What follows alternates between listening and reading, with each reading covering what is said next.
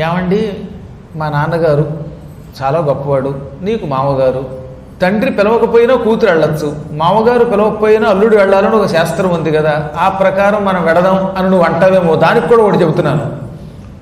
పొరపాటున పిలవకపోతే అత్తమావల ఇళ్ళకి అల్లుడు వెళ్ళొచ్చు, పుట్టింటికి కూతురు వెళ్ళొచ్చు, ఏదో చిన్న చిన్న తగాదాలు వచ్చినప్పుడు కూడా వెళ్ళొచ్చు. కానీ భయంకర ద్వేషం ఉన్నప్పుడు మాత్రం వెడితే ఆ యజ్ఞంలో అవమానం పాలవుతాం, చివరికి మనం శరీరం విడిచిపెట్టి ఒకరినొకరు విడిచిపెడతాం. ఈ ప్రపంచంలో అన్నిటికంటే గొప్ప దుఃఖం ఏమిటో తెలుసా? నానుకున్న వాళ్ళు తిట్టడం. తమ్ముళ్ళు తిట్టిన అన్నగారు, అన్నగారిని తిట్టినటువంటి తమ్ముళ్ళు ఒకళ్ళనొకళ్ళు తిట్టుకుంటే వాళ్ళు మహాబాధ పొందుతారు. ఇక్కడ చెప్పాడండి, అన్నగారికి బాధ ఎప్పుడు వస్తుంది? తమ్ముళ్ళు తిడితే. తమ్ముళ్ళకి బాధ ఎప్పుడు వస్తుంది? అన్నగారు దెబ్బితే. ఆ బాధ బాణముల దెబ్బ కంటే ఎక్కువ బాధట. గుండెల్లో గుచ్చుకున్నటువంటి మాటలు బాణం కంటే ఎక్కువ బాధ కలిగిస్తాయి. ఒంటి మీద గుచ్చుకున్న బాణాలు తీసేసి మందు వేసుకుంటే కొంతకాలానికి ఆ గాయం తొలగిపోతుంది. కానీ మనస్సులో పడిన మాటలు ఉంటాయే, అవి పొమ్మంటే పోవు.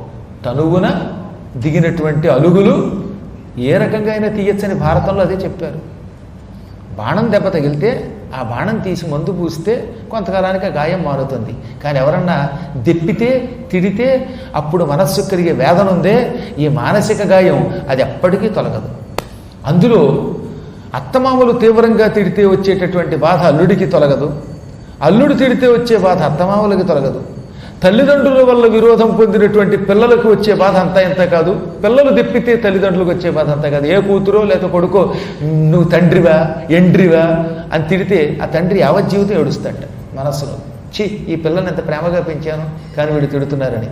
ఆస్తి కోసం కూతురో కొడుకో తండ్రిని తల్లిని దెప్పితే అప్పుడు ఆ తల్లిదండ్రుల మనస్సుకైన గాయం ఇంక ఏ ఉపచారములకి ఉపశమించదు.